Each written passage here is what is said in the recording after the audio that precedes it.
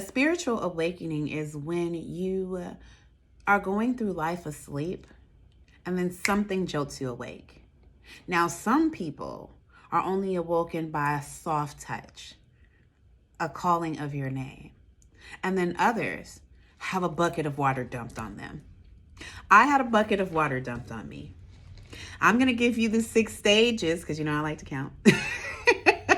I'm going to give you the 6 stages that I have personally experienced while going through a major awakening, a cycle shift where my life is changing right before my eyes.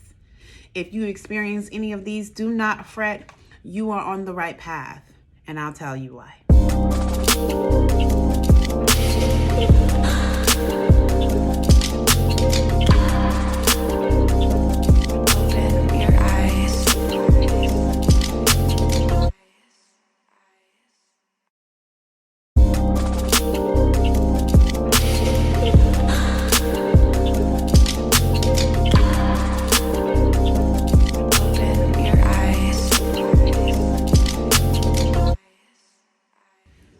Disclaimer: a spiritual awakening looks different on different people. A bucket of water on me may not feel the same as a bucket of water on you. And we need to take into account of that as I'm telling you. So these are just my personal experiences. Also, there are 6 stages that I've experienced, but I am not fully out of my spiritual awakening. So we're kind of going through this process together. Let's start with the first stage. Oh wait, I almost forgot. Before we get started, my name's Love Spell. Welcome to my channel. If you're new here, hi, welcome. And if you've been here before, welcome back. On this channel, we talk about all things spiritual. So if you are looking to realign yourself, move to a higher vibration, set goals, accomplish them, all that jazz, this is the place to be in. Make sure you hit that subscribe button, smash that like button, and ring that bell. We about to stir up this pot. Y'all ready or not? Okay, so stage 1, I call it devastation. This is literally where God dumps the bucket on your head or says, I'll knock all this shit off the table. And that's literally how it feels. It's usually brought on by some kind of devastation. So, loss of family member, loss of husband, wife, loss of a child will bring about a major transformation. A lost relationship, especially one that was hinged upon something solid or someone who you thought you were going to be with forever. Loss of your job, loss of your home. Usually it's wrapped in the loss of your foundation, especially one that you took a very long time to build or you had an extreme attachment to.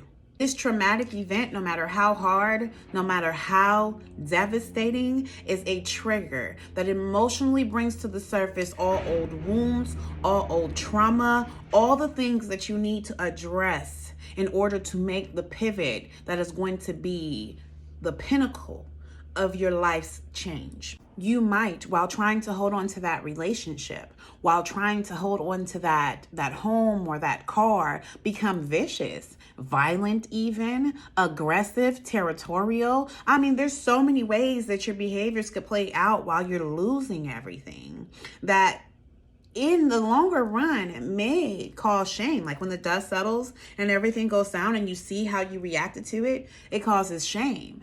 That will be something that you will have to deal with further along the line, but we're getting ahead of ourselves. So let's just go back to the first stage. In that first stage, there are symptoms that you have, or at least that I had. I recognize them now, but I did not know them. I didn't understand how they were playing out in my life then. So your physical symptoms, like for example, I remember experiencing vibration in my chest. It was a low vibrating and it almost felt like I was having a mini heart attack or like anxiety symptoms, I guess you would call it. But it was consistent. And as long as I was hurting, it stayed with me. This low vibrating, I mean, that vibration in my chest stayed with me for months, and it would heighten and it would lower based on whatever sounds I heard. And that later on, I found out I was clairo audio. So that made the difference in my vibration. But I later found out that the devastation that I had incurred had brought my vibration down to this lowest point, and I was literally, you know how like if a top, like one of those toy tops spin, and at the end when it's spinning all badly and wobbly, and you can almost hear it clinking against the countertop as it's spinning. That was what my chest felt like physical heartache, if I could explain it any better than that. Now couple that with anxiety, paranoia, insomnia, and oversleeping. It came with overeating as well, loathing, a lot of self-loathing, isolation, full inability to be able to regulate your emotions. So you're having outbursts of sadness, anger, destitute, loneliness. It's the part of the awakening that you will never forget. Before we move on to the next stage, if you are in this stage right this moment watching any video of mine, let me tell you this. This is the part you have to get through. You have to. You don't have an option. You have to. Because although we feel like in that moment, that devastation is something vicious, that you can never recover from that kind of loss. You can, and you will be better for it on the other end. And yes, it sounds cliche. You don't hear me now. I know you don't, but remember this going forward. What you are losing is part of the path of your life. And it is not really a loss. It is a redirection. And how could I say that for someone who has a loss of a child, or someone who has the loss of a family member, as i.e. like, not being on this planet anymore? A soul is never lost. It is never lost. And you forever can be in contact with. You forever can reach out to. You forever can be in the presence of that soul, because it is connected to your life's paths. And I know it sounds like BS right now. You don't want to hear it because you're in hurt and pain. But remember it for when you get to the point of acceptance. Push through, because if you are devastated by a loss of a loved one, they want you to push through. They do not want you to be with them on the other side. Cut it out. Make it through. Let's talk about stage 2. So in stage 2, this is called depression. I know what you're about to say. Love spell, weren't we just depressed? Didn't we go to depression in the, traumatic stage of devastation? Yes, but no. Initially, you hit depression from being traumatized, from the loss of everything. But there was no acceptance in the loss. You were just devastated and heartbroken. Here comes the acceptance that you've taken an L. Not full acceptance, but understanding that there's no fixing it, that the ground you walk on is full of the rubble and the mess of your life. It's realizing that it's gone and there's no getting it back. So when this comes about, you stop talking to people. You go on what we consider to be isolation or hermit mode. You will not be present for family functions, friends or family. Probably won't even answer the phone if you even look at it. You might binge eat or undereat. You might binge sleep or sleep none at all. You will definitely cry until your eyes run dry, and you will be angry and punch walls if you seem volatile. In this stage, it is imperative that you allow it to happen. I'm taking a pause because I want you to think about this clearly. Allow yourself to feel. Allow yourself to be hurt. Allow yourself the pain, because this is considered the portion of the awakening that's called the dark night of the soul. You have to be able to be okay with the loss, and you won't be able to be okay with it until you've allowed yourself to grieve the loss. First things first, you'll start realizing something's got to change. Next thing you're going to start doing is challenging those emotions that you feel. Remember, before you allowed yourself to feel them, but now you're going after them. Why do you feel the way you feel? What do you have to do in order to stop feeling the way you feel? What is it that you need to change? What do you need to let go of? And what do you need to go after? Next thing up, you're going to start manifesting. And the universe knows that you're coming, so it's listening to you. This is where you're going to either end up writing in a journal of some kind what it is that you want, because now you want to change, or you're going to start speaking it out loud. And what does that do? Sends out waves in the universe that says, hey, I need to make changes. Come help me. The universe is going to respond. Now you've started a path. Here comes the shadow work.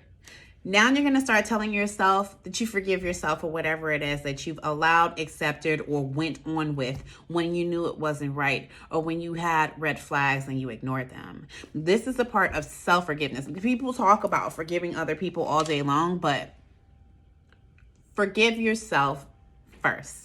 Because usually it's easier to forgive somebody else for their transgressions, and it's much harder to forgive yourself because you hold yourself to a higher standard than most people. When you've gotten to the point that you can forgive yourself, if you see fit, and see, I'm a spiritualist that does not believe that you have to forgive everyone, but if you see fit, forgive that other person too, if their actions are forgivable. Once you start to be understanding, forgiving, patient with yourself, now you're ready to move to walking out of those doors and actually having interactions with people again. Maybe not the people that you love and hold dear yet, because you're not ready to face them, but you probably will be around strangers or go to outdoor events where you can feel grounded and in circumference of people without actually having to be attached to these people. This is how you know that you're transitioning out of the dark night of the soul and moving into the next stage. The fourth stage, and I consider this stage to be called the purge. The reason for it is because you have decided to induct yourself back into society. But because of your recent loss or betrayal, you have new sets of rules. Now, the thing is, your intuition is on 10, but there's a very fine line between intuition and paranoia. So you start to assess people from a different perspective now because you have a new lease on life. The people who didn't act or reacted badly during your time of in hermit mode, the people who did not check on you, the people who did not look into what was going on with you or didn't even know that you were missing, that is duly noted, and you might eject them from your life or leave them where they weren't.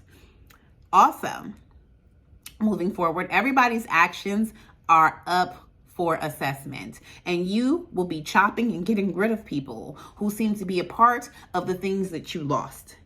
This is where that crumbling of your foundation becomes you knocking shit off the table yourself.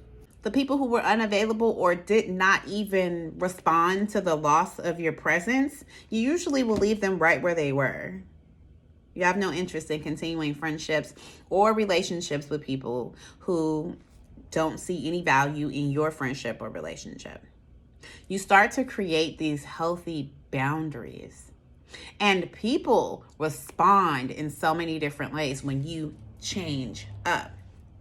You assess the situation. You realize that it is not you that is making the mistake or doing something wrong, but you realize that you've allowed people to act in a way that you should have never accepted. Now that you're creating those boundaries, people will start to eliminate themselves, and you will notice the people who were here for you and the people who weren't. This is the part where people will say, my circle started to get smaller and smaller. Well, the more you start to create boundaries and limit the access to your own energy, the more people are not able to siphon energy from you without a cost, without them having to give back. When there has to be an exchange, people will usually walk away. It's the difference in allowing someone to walk into your store to window shop and saying that you can only come in if you have money. Well, yes, you limit the amount of people that come into your store. But then again, were those people shopping, or were they just looking around and unfolding your shirts? Besides people, you will also purge bad habits, bad behaviors, things that brought you no fulfillment or are not on the path that you are headed in this direction. So overeating, eating poorly, having a bad diet is something that I've heard. I've heard of people who changed to being vegan or vegetarian and just stopped eating meat because they just were called to do so. It just didn't settle with them anymore. Also, quitting doing bad habits like smoking. For me, I quit smoking. I smoked for 20 years, I believe. And just boom, one day I just stopped. And that was during the very beginning stages of my awakening. I haven't been back since. That was like 2 years ago, something like that. So quitting bad habits, smoking, drinking, over partying, toxic behavior. Also quitting behaviors such as being aggressive, being violent, being argumentative, being defensive, even to the point of like behaviors such as wanting people to behave a certain type of way for you. I have seen that people have actually stopped having attachments to other people's behaviors, requesting other people to do things that make them feel good. Instead, they are only seeking out people who already have those behaviors rather than trying to enforce those behaviors on people who do not. When you go through the purging period, you will not just purge the people around you that do not fulfill you or do not bring, abundance to your life, but you will purge all things that do not walk the path of which you are on. And what this brings about? Abundance. The fifth stage I call the balancing act. This is where you learn to walk again. This is you trying to gain balance and control over your own life, to figure out how this new path is going to work out for you and where you are headed. It's actually getting the wind in your sails and starting to go. This is where you start to find some temperament. You start to balance your emotions. You start to practice a whole lot of self-care. And you end up usually falling into celibacy because of the lack of access to your energy.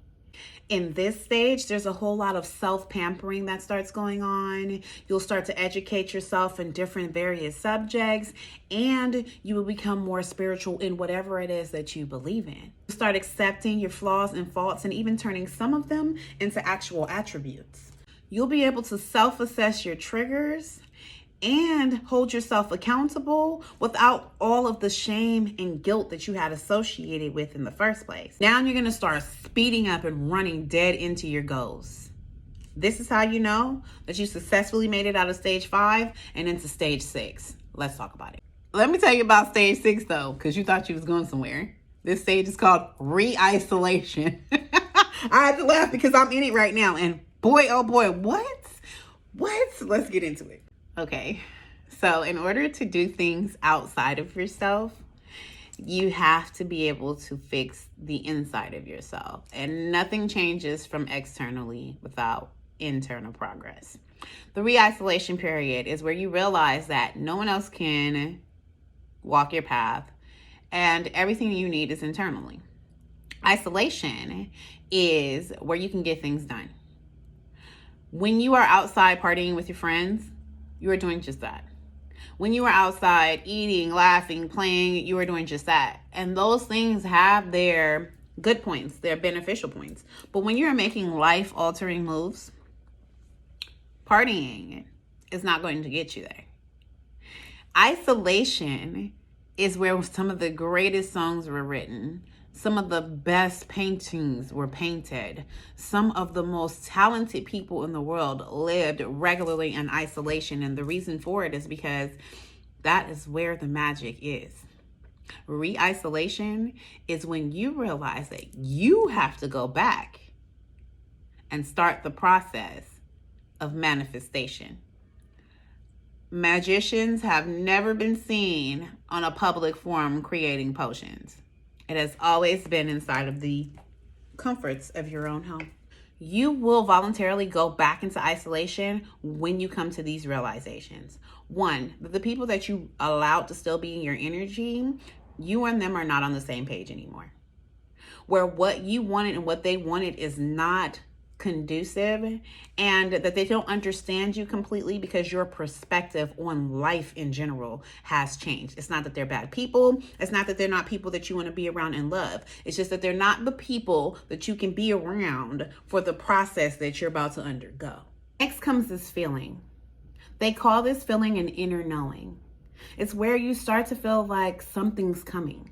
Like something's about to happen and it must be good. Like you get this good feeling around it. It's a feeling of having to prepare, to get yourself together, round yourself up because something's on its way. Last up, you realize that you're wasting time. That every day that you don't put towards your manifestations, you don't put towards the work that you need to do in order to move forward, that you don't invest in your path, is a day wasted. And you start to look around and realize that all these fun moments, these fun people, these things that you're getting into is not what you want. You are in stage 6. And although I don't know what you have moving forward, I will say this. If you've gotten to this moment here, do it. Do that project. Do that goal. Step into it hard. Isolate yourself and paint that painting because you are the Van Gogh of your life. An awakening can be one of the hardest things that you'll experience in your lifetime. And you will experience multiple ones in a lifetime if you are on a progressive state. I can't tell you how to respond, how to react. I can only give the tips that I've given you today so that you can be able to assess where you're at and how to move forward in them. If this seems like something that you've been doing lately and you're not at stage 6, save this video and refer back to it anytime that you feel like you're not on your path. Because I promise you, whatever path you're on, it's not the path that you were on before. Therefore, you are still on your path. I hope I've been the motivation you need to keep pushing and move forward and paint the lifestyle that you want to live because you deserve it. Now, I've been talking off the ear for long enough. Bye for now.